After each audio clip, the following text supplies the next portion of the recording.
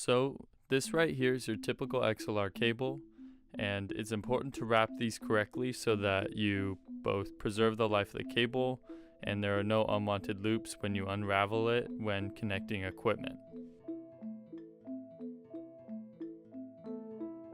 Also, as you can see, I'm unraveling the cable right now and holding it in one hand, and you should be able to pull this all the way through, and there are no unwanted loops if you do this correctly.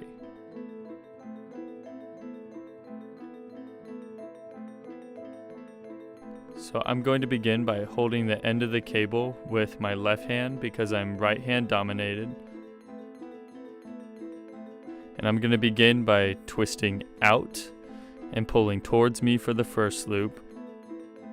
And then twisting in and pushing. It's going to create a loop that's opposite of the first loop that we created. Twisting out and pulling in, twisting in and pushing out until the rest of the cable is wrapped, and each loop I'm going to adjust it to length.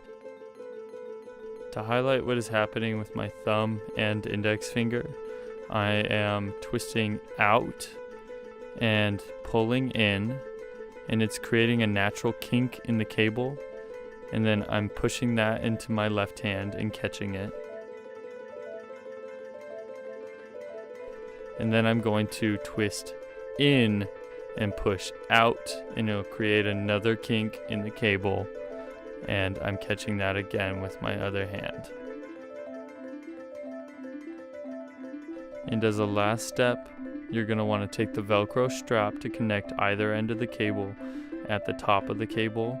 So make sure that it's clear that each connector is positioned exactly on one side of the bundle so that you know which way to pull the cable when unraveling it to connect equipment.